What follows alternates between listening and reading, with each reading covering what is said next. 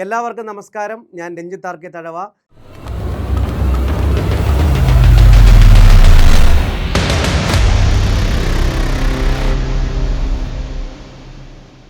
കേറ്ററ്റ് പരീക്ഷ അടുത്ത ആഴ്ച വരാൻ പോവുകയാണ്.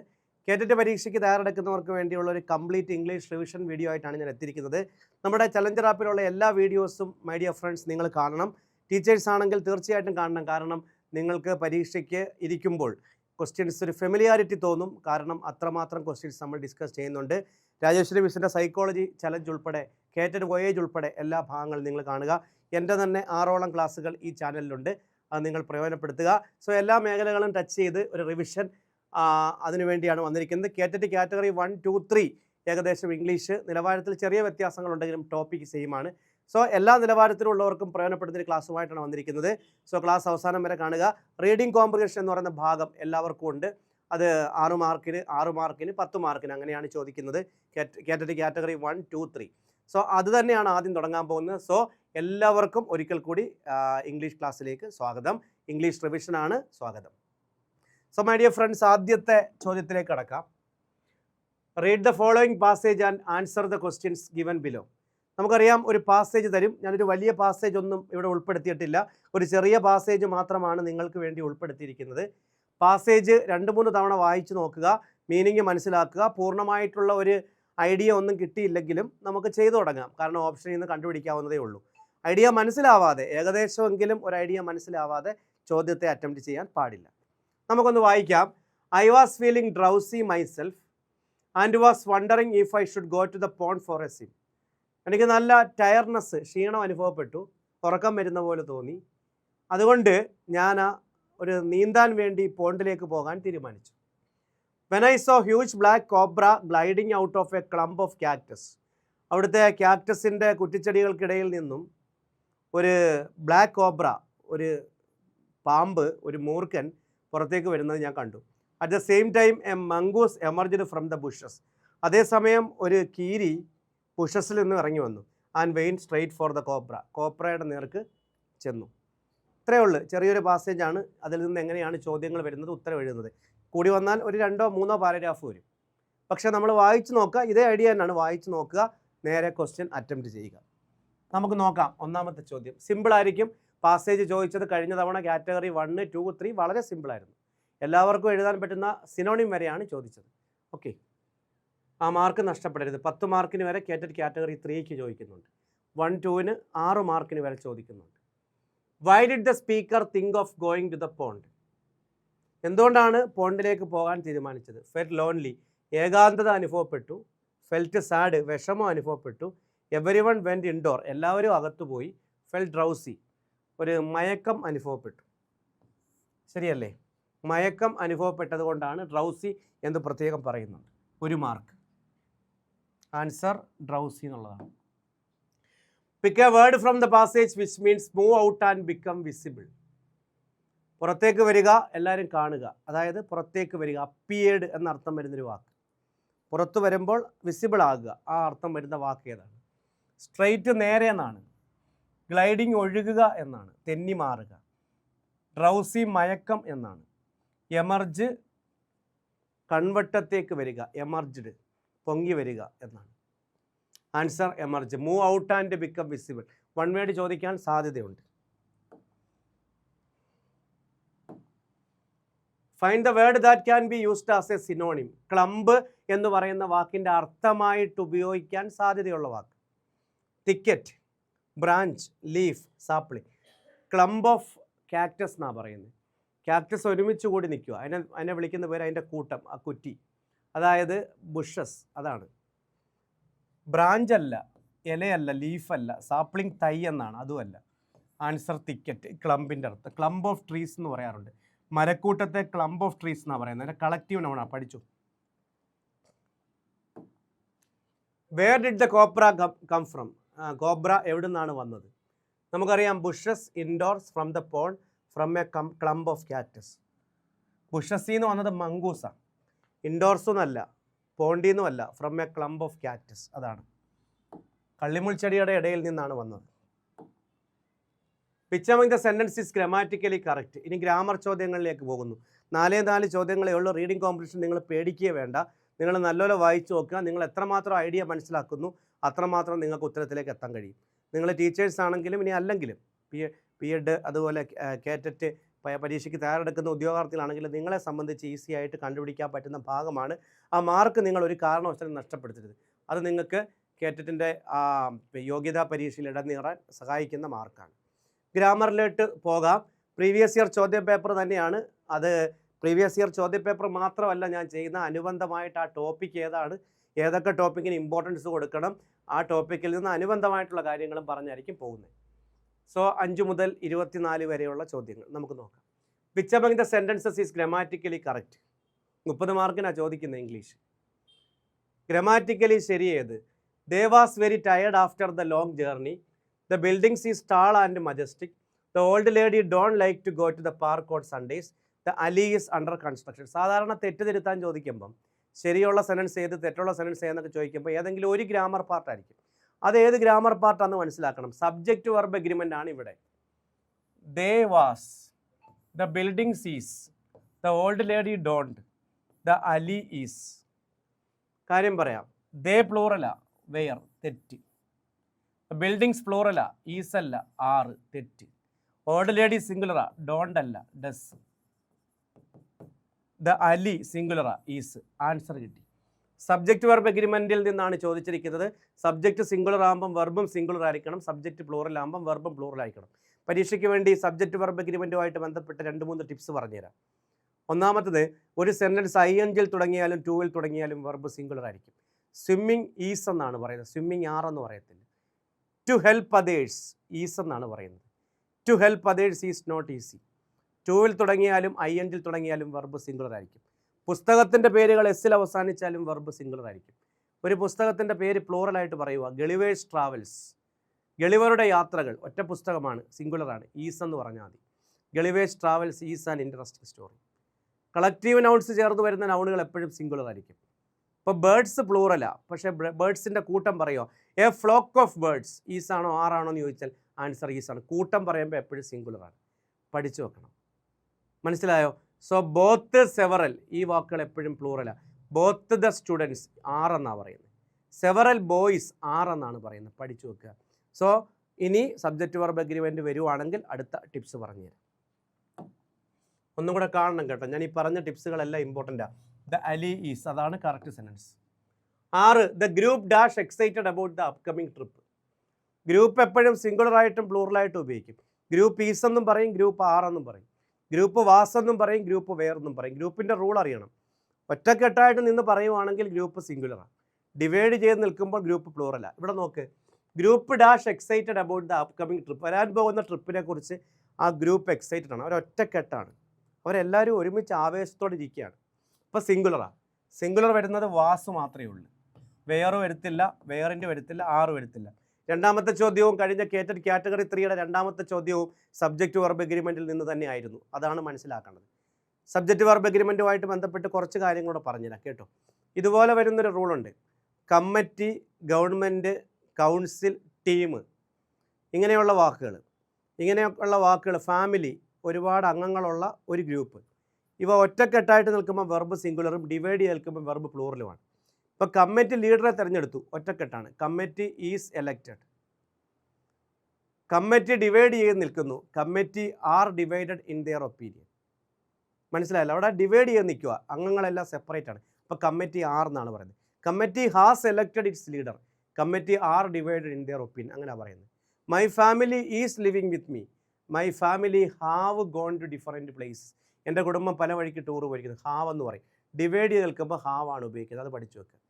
വൺ ഓഫിന് ശേഷം എപ്പോഴും സിംഗുലർ വെർബാണ്. One of the boys is ആണോ ആറോ എന്ന് ചോദിച്ചാൽ one of the boys is ആണ്. പഠിച്ചു വെക്കുക, ചോദിക്കാം. വൺ ഓഫിന് ശേഷം നെയ്തർ നോർ ചേർത്ത് 2 സബ്ജക്റ്റുകളെ കണക്ട് ചെയ്യുമ്പോൾ വെർബ് രണ്ടാമത്തെ സബ്ജക്റ്റിനെ അനുസരിക്കണം. Neither the boy nor the girls, is ആണോ ആറാണോ എന്ന് ചോദിക്കും. നെയ്തർ നോർ ചേർക്കുമ്പോൾ രണ്ടാമത്തെ സബ്ജക്റ്റിന് അനുസരിച്ച് എഴുതണം. Neither the boy nor the girls ആറെന്നാണ്. ഗേൾസ് മാത്രമേ എടുക്കാവുള്ളൂ. ഒന്നും കൂടെ കാണണം. ഞാൻ വേഗം പറഞ്ഞു പോവുകയാണ്, റിവിഷനാണ്. ഇത് പരീക്ഷയ്ക്ക് ചോദിക്കാം. ഇതും subject verb agreement. Are the boys playing in the ground. The master asked this can be report as. Reported സ്പീച്ചാണ്. അപ്പോൾ റിപ്പോർട്ടർ സ്പീച്ചിൽ എളുപ്പമാർഗം പറഞ്ഞുതരാം. WH ക്വസ്റ്റ്യൻ ആണെങ്കിൽ ക്വസ്റ്റ്യൻ വേർഡ് തന്നെ ഉപയോഗിക്കേണ്ടത് കൺജങ്ഷനായിട്ട്. എന്നാൽ യെസ് ഓർ നോ ക്വസ്റ്റ്യൻ ആണെങ്കിൽ ഇഫ് അല്ലെങ്കിൽ വെദർ ഉപയോഗിക്കണം. അങ്ങനെ വെച്ച് കണ്ടുപിടിക്കാൻ പറ്റും. WH തുടങ്ങുന്ന ചോദ്യമല്ല, ഇത് ചോദ്യമാണ്, ക്വസ്റ്റ്യൻ മാർക്ക് ഉണ്ടോ. എന്നാൽ WH തുടങ്ങുന്ന ചോദ്യമല്ല. Are the boys playing in the ground, അവർ കളിക്കുന്നുണ്ടോ എന്നാണ് ചോദിച്ചിരിക്കുന്നത്. യെസ് ഓർ നോയാ. യെസ് ഓർ നോ ആകുമ്പോൾ ഈഫും വെദറും വരണം. ഇതാണ്ട് വെദറുണ്ട്, ഇവിടെ ഈഫുണ്ട്. നമുക്ക് ഓരോ ഓപ്ഷൻ ഡിലീറ്റ് ചെയ്ത് നോക്കാം. ഇവിടെ ഈഫുണ്ട്, ഇവിടെ ഈഫുണ്ട്. അപ്പം അത് വെച്ച് കണ്ടുപിടിക്കാൻ പറ്റത്തില്ല, ഉറപ്പായി. എല്ലായിടത്തും ഈഫും വെദറും ഉപയോഗിച്ചിട്ടുണ്ട്. ഇനി ആസ്ക്ഡ് ആണ്, ചോദ്യമാണ്. Asked, enquired. എൻക്വയർഡും ആസ്ക്ഡാ, അന്വേഷിച്ചു, തെറ്റൊന്നുമില്ല. പിന്നെ വരുന്ന ഏതാ? Asked, asked. അപ്പോൾ അതും വെച്ച് കണ്ടുപിടിക്കാൻ പറ്റത്തില്ല. ദ മാസ്റ്റർ ആസ്ക്ഡ് വെദർ അല്ലെങ്കിൽ if the boys were. 6 plural ആവണം. 6 വെയർ ആവുന്ന എത്ര കേസ് ഉണ്ടെന്ന് നോക്കണം. ദ ബോയ്സ് ആദ്യം എഴുതും, സബ്ജക്റ്റ് ആദ്യം എഴുതും. ദ ബോയ് സബ്ജക്റ്റ്, പിന്നെ വെയർ, തെറ്റ്. ഇവിടെ 6 വെയർ ആവുമെന്ന് കൊച്ചു പിള്ളേർക്കൊരു അറിയാം. ദ ബോയ് ഈസ്, തെറ്റ്. ബോയും തെറ്റാ, ഈസ് തെറ്റാ. ബോയ്സ് 6. ബോയ്സ് വെയർ, ഒരിടത്ത് ബോയ്സ് വെയർ ഉണ്ട്, ഇവിടെയും ബോയ്സ് വെയർ ഉണ്ട്. ഇനി അത് രണ്ടിൽ ഏതാണെന്ന് കണ്ടുപിടിക്കണം. The master asked if the boys were playing in the ground. The master asked if the ഈഫും വെദറും ഒരുമിച്ച് ഉപയോഗിച്ചിരിക്കും. രണ്ടും കൂടെ വേണ്ട, ഏതെങ്കിലും ഒരെണ്ണം മതി. ആൻസർ കിട്ടി. The master asked if the boys were playing in the ground. എങ്ങനെ കണ്ടുപിടിച്ചേ? യെസ് ഓർ നോ ക്വസ്റ്റ്യൻ ആകുമ്പോൾ ഇഫ് അല്ലെങ്കിൽ വെദർ ഉപയോഗിക്കണം. WH ക്വസ്റ്റ്യൻ ആകുമ്പം ക്വസ്റ്റ്യൻ വേർഡ് തന്നെ ഉപയോഗിക്കണം ഇടയ്ക്ക് കൺജങ്ഷനായിട്ട്. പിന്നെ ഉള്ളത് 6 വെയർ ആവും, അത് വെച്ചാണ് നമ്മൾ കണ്ടുപിടിച്ചത്. ഇഫും വെദറും ഒരുമിച്ച് വേണ്ട, ഏതെങ്കിലും ഒരെണ്ണം മതി. Okay. The trainer told a humorous story to break the ice and help everyone feel more at ease. The sentence implies that. രണ്ട് ഇഡിയോമാറ്റിക് എക്സ്പ്രഷൻ. അതിൻ്റെ അർത്ഥം അറിയാവുന്നവർക്കല്ലാതെ ഈ ചോദ്യത്തിന് ഉത്തരം എഴുതാൻ പറ്റത്തില്ല. ഏറ്റവും സ്റ്റാൻഡേർഡ് ചോദ്യം. ട്രെയിനർ ഒരു തമാശ കഥ പറഞ്ഞു. എന്തിനാ? Break the ice. എന്തുവാ ബ്രേക്ക് ദ ഐസ് എന്ന് പറഞ്ഞ്? പിള്ളേരുടെ ഇടയിലുള്ള കമ്മ്യൂണിക്കേഷൻ ഗ്യാപ്പ് പരിഹരിക്കാൻ, നിശബ്ദതയെ ഭഞ്ജിക്കുക എന്നാണ് ബ്രേക്ക് ദ ഐസ് എന്ന് പറയുന്ന വാക്കിൻ്റെ അർത്ഥം. ഇഡിയോമാറ്റിക് എക്സ്പ്രഷനാണ്. Every one feel more at ease. At ease, ill at ease എന്ന് പറയുന്ന പ്രയോഗത്തിന് ഫീൽ അറ്റ് ഹോമിൻ്റെ ഓപ്പോസിറ്റാണ് ill at ease. Feel at home എന്ന് പറഞ്ഞ അർത്ഥം കംഫർട്ടബിൾ, എല്ലാവരും കംഫർട്ടബിളായി. ഇല്ലറ്റ് ഈസ് എന്ന് വെച്ചാൽ അൺകംഫർട്ടബിളായി. സത്യം പറഞ്ഞാൽ അങ്ങനെ ഒരു ഹ്യൂമറസ് കഥ പറഞ്ഞു എല്ലാവരെയും ഒന്ന് ഉല്ലാസപ്പെടുത്താം. പക്ഷേ പിള്ളേർ അതും കൂടെ കേട്ടപ്പോഴത്തേക്ക് ഉള്ള കംഫർട്ടബിളും പോയി, പിള്ളേർ കുറച്ചുകൂടെ ബോർഡായി. അപ്പോൾ ഇനി പറ, അയാൾ പറഞ്ഞ കഥ എങ്ങനെയുള്ള കഥയാണ്? അയാൾ ഹ്യൂമറസ് ആക്കാൻ ശ്രമിച്ചതാ, ബോറടി. ഇനി അതിൻ്റെ അർത്ഥം എന്തുവാണ്? The trainer used humorous to make people feel uncomfortable. തെറ്റ്. അൺകംഫർട്ടബിൾ അല്ല, കംഫർട്ടബിൾ ആക്കാനാണ് ശ്രമിച്ചത്, പക്ഷേ അൺകംഫർട്ടബിൾ ആയിപ്പോയി. പറഞ്ഞത് ഹ്യൂമറസ് അല്ല, യഥാർത്ഥത്തിൽ അയാൾ പറഞ്ഞത് ബോറാ. The trainer told a boring story to help people open up. അല്ല, അയാളുടെ ഉദ്ദേശം അവരെ കംഫർട്ടബിൾ ആക്കിയായിരുന്നു, അല്ലാതെ പക്ഷേ അത് നേരെ വിപരീത ഫലമാണ് കണ്ടത്. Next, the trainer shared a funny story to reduce tension and make feel more relaxed. അത് പോസിറ്റീവ്, അതുമല്ല. The trainer used humour to confuse the audience. Okay, അപ്പോൾ ഏതാ?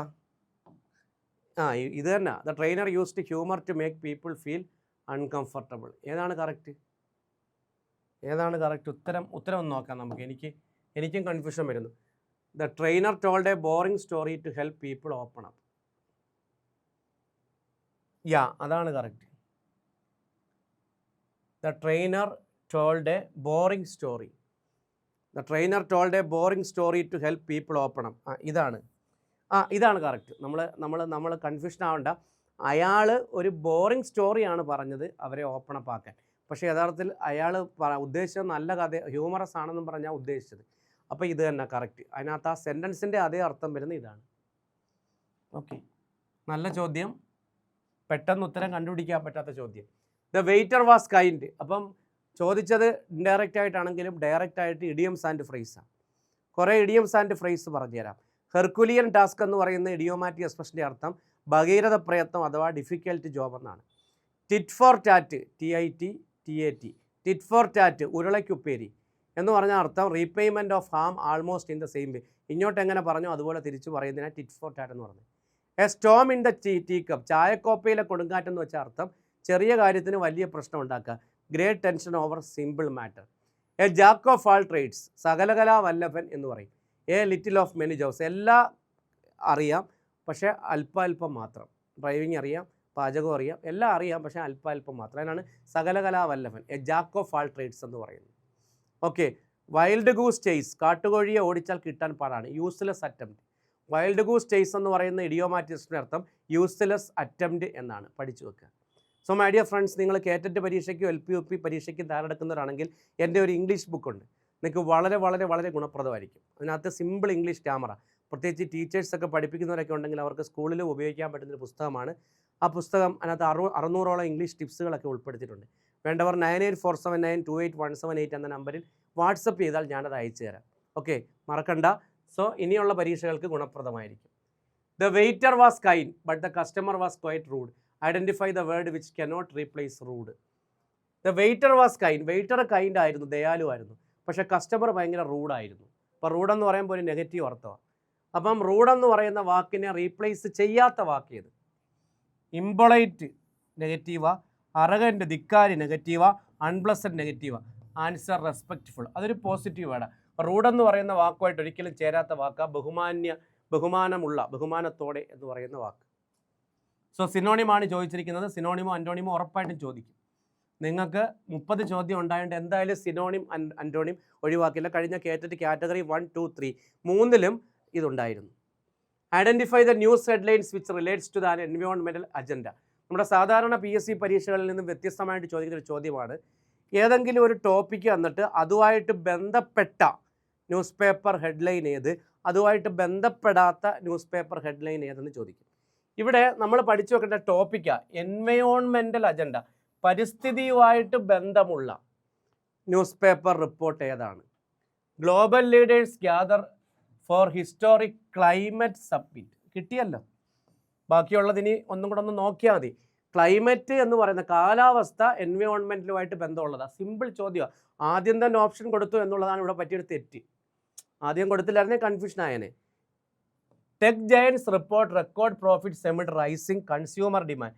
ഇത് ബിസിനസ്സുമായിട്ട് ബന്ധപ്പെട്ടൊരു സാധനമാണ്. ഇതിനകത്ത് എൻവയോൺമെൻറ്റ് വരുന്നില്ല. എല്ലാം ഒന്ന് ചെക്ക് ചെയ്യാൻ നമുക്ക് ഉത്തരം കിട്ടി. Local community rallies to support flood victims in small towns.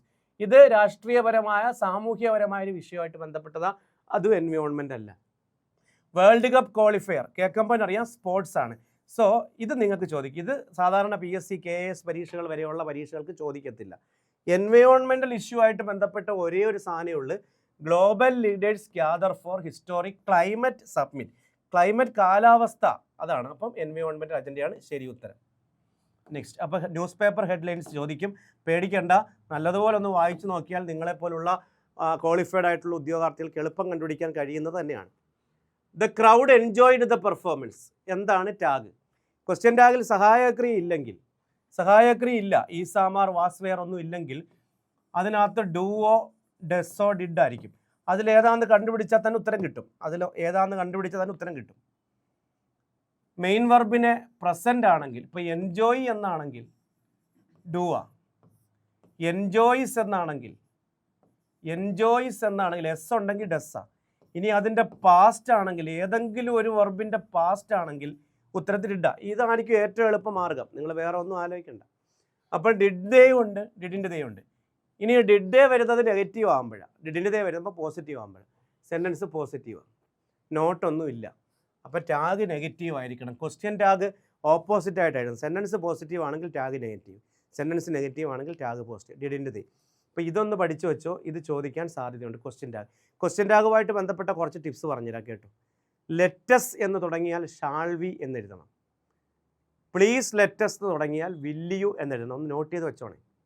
ചോദ്യം, അയാം വന്നാൽ ആറിൻ്റെ എന്നെഴുതണം. അയാം നോട്ടോ നെഗറ്റീവ് വന്നാൽ ആമൈ എന്നെഴുതണം. നോട്ട് ചെയ്ത് വെച്ചോണേ, പരീക്ഷയ്ക്ക് പോകുന്നവർ ശ്രദ്ധിക്കാം. സെൻറ്റൻസിൽ യൂസ്ഡ് ടു ഉണ്ടെങ്കിൽ, സഹായക്രിയയാണ്, സെൻറ്റൻസിൽ യൂസ്ഡ് ടു ഉണ്ടെങ്കിൽ ക്വസ്റ്റ്യൻ ടാഗ് എഴുതുമ്പോൾ ഡിഡിൻറ്റ് എന്നെഴുതണം. നോട്ട് ചെയ്ത് വെച്ചോണം. ഓക്കെ. ദെയർ സബ്ജക്റ്റായിട്ട് വന്നാൽ ഉത്തരത്തിലും ദെയർ തന്നെ ഉപയോഗിക്കണം. ഉദാഹരണം, there is a cow, isn't there. One സബ്ജക്റ്റായിട്ട് വന്നാൽ ഉത്തരത്തിലും വൺ തന്നെ ഉപയോഗിക്കണം. One should love one's country, shouldn't one. One വന്നാൽ ഉത്തരത്തിലും വൺ തന്നെ ആയിരിക്കും. പഠിച്ചു വെക്കുക. ദിസും ദാറ്റും വന്നാൽ ഉത്തരത്തിൽ ഇറ്റ് എഴുതണം. ദീസും ദോസും വന്നാൽ ഉത്തരത്തിൽ ദേ എഴുതണം. സഹായക്രിയ ഇല്ലെങ്കിൽ ഡു ഡസ്റ്റ് ഇട്ട് കണ്ടുപിടിച്ചിട്ട് എഴുതണം.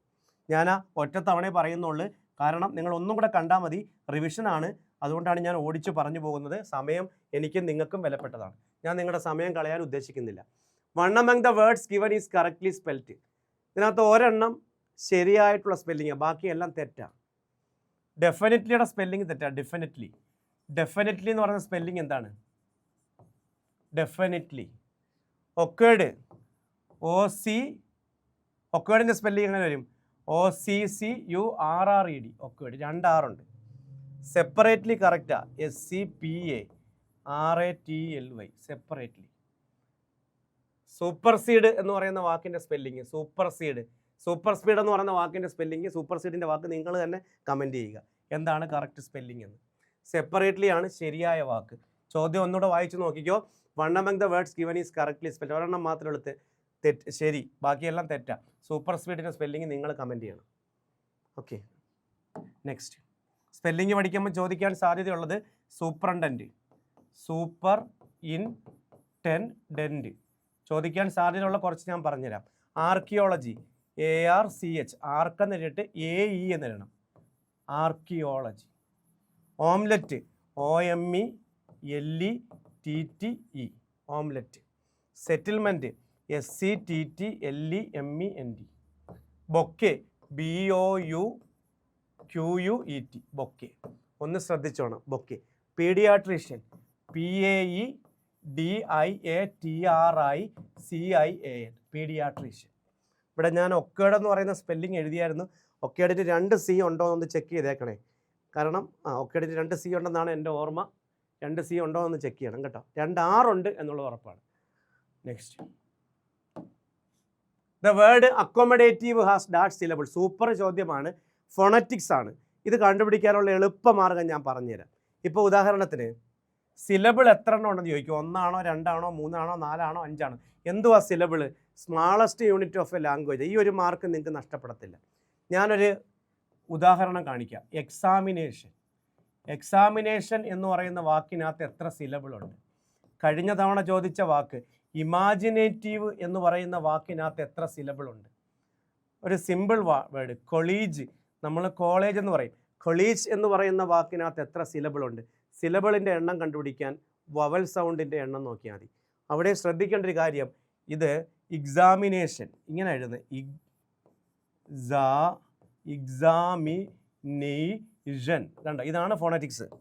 ഇത് നിങ്ങൾക്ക് അറിയത്തില്ലെങ്കിൽ നിങ്ങൾ വിട്ടേരെ. ഇതിനകത്ത് വവലിൻ്റെ എണ്ണം എടുക്കണം. 1 2 3 4. ഇതിനകത്ത് 4 സിലബിൾ. ഒരു വാക്കിലെ സിലബിളിൻ്റെ എണ്ണം എടുക്കുന്നത് അതിനകത്ത് വവൽ സൗണ്ടിൻ്റെ എണ്ണം നോക്കിയിട്ടാണ്.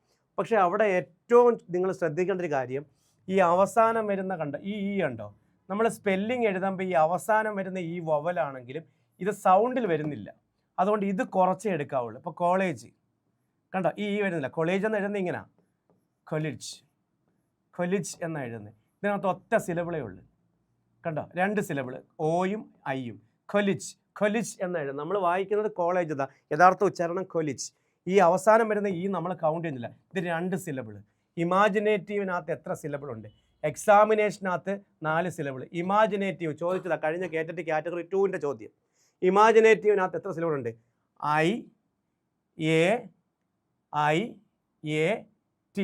1 2 3 4 5. അവസാനത്തെ വിട്ടേരെ, 5 സിലബിൾ. ഇത് ചോദിച്ചതാ. ഇനി നിങ്ങൾക്ക് തെറ്റില്ല, വവൽ സൗണ്ടിൻ്റെ എണ്ണം എഴുതിയാൽ മതി. അവസാനം വരുന്ന ഈ കൗണ്ട് ചെയ്യരുത്. ഓക്കെ, അപ്പോൾ ആൻസർ പറ. അക്കോമഡേറ്റീവാ. ഉത്തരം പറഞ്ഞില്ലല്ലോ.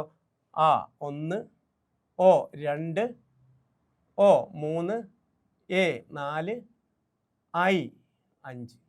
എത്ര അവസാനത്തെ ഈ മൈൻഡ് ചെയ്യണ്ട. ആൻസർ പറ. 5 സിലബിൾ. ഒരുപാടും ഇല്ല.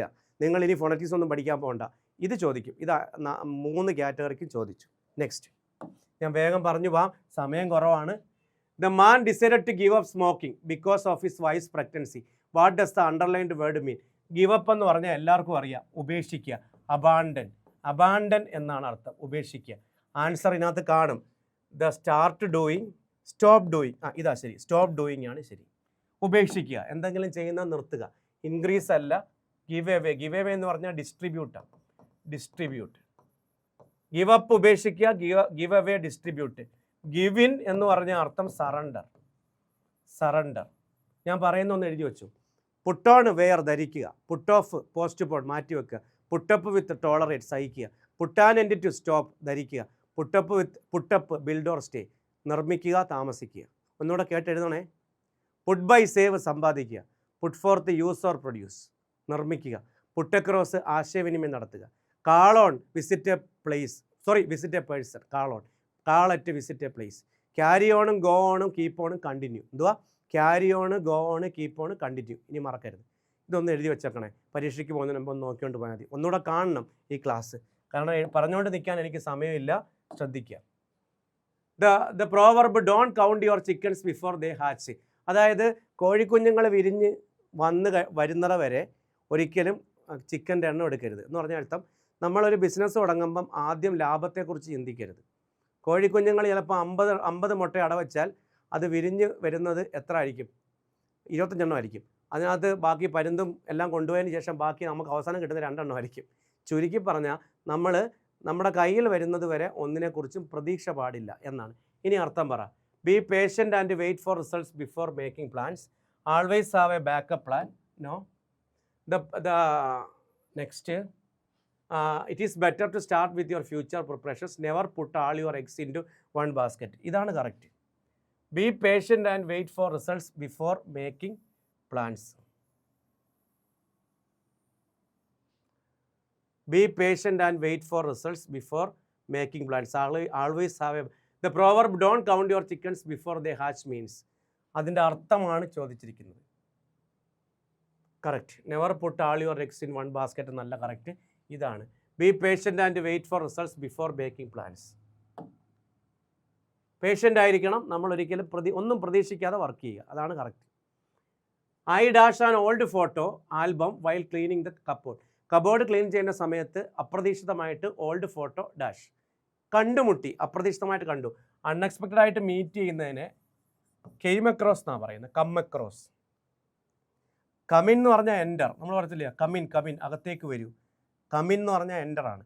കം അപ്പ് എന്ന് പറഞ്ഞാൽ മുകളിലേക്ക് വരിക. Come up, rise to the surface. Come out എന്ന് പറഞ്ഞാൽ പുറത്തേക്ക് വരിക. റിവീൽ, പുറത്താകുക, വെളിവാകുക എന്നൊക്കെ അർത്ഥം പറയും. Come across, meet by chance. May I take a seat. നമ്മളൊരാളുടെ അനുവാദം ചോദിക്കുന്നതാണ്. May I take a seat. ഞാൻ ഈ കസേരയിലൊന്ന് ഇരുന്നോട്ടെ. അപ്പോൾ അതിൻ്റെ അർത്ഥം എന്താണെന്ന് സിമ്പിൾ ചോദ്യം. ഇത് കമ്മ്യൂണിക്കേറ്റീവ് പാർട്ടാണ്. The speaker is offering summon a seat. അല്ല, ആർക്കും സീറ്റ് കൊടുക്കുമല്ല. ഹാവ് യുവർ സീറ്റ് എന്നാണ് പറയുന്നത്. പ്ലീസ് ടേക്ക് യുവർ സീറ്റ് എന്നാണ്. ആരെങ്കിലും ഇരുത്താനാണെങ്കിൽ ടേക്ക് യുവർ സീറ്റ് എന്നാണ് പറയുന്നത്. നമ്മൾ ഇരിക്കാൻ പെർമിഷൻ ചോദിക്കുന്നതാണ്. May I take a seat. The speaker is asking for permission to sit down. അനുവാദം ചോദിക്കുക. The speaker is refusing to sit down. അല്ല. The speaker is lifting the seat. അല്ല. Answer കിട്ടി. The speaker is asking for permission to sit down. May എപ്പോഴും പൊളൈറ്റാണ്. Request നടത്താൻ വേണ്ടിയാണ് may ഉപയോഗിക്കുന്നത്. എന്നാൽ ക്യാനും റിക്വസ്റ്റ് നടത്താൻ വേണ്ടിയാണ്. പക്ഷേ ക്യാൻ അഫർമേറ്റീവ് സെൻറ്റൻസ് വരുമ്പോൾ ability to do something. I can dance. എനിക്ക് ഡാൻസ് ചെയ്യാൻ കഴിയും. നമുക്ക് എന്തെങ്കിലും ചെയ്യാൻ കഴിയുമെന്ന് പറയുന്നതാണ് ക്യാൻ. പഠിച്ചു വെക്കുക. നെക്സ്റ്റ്,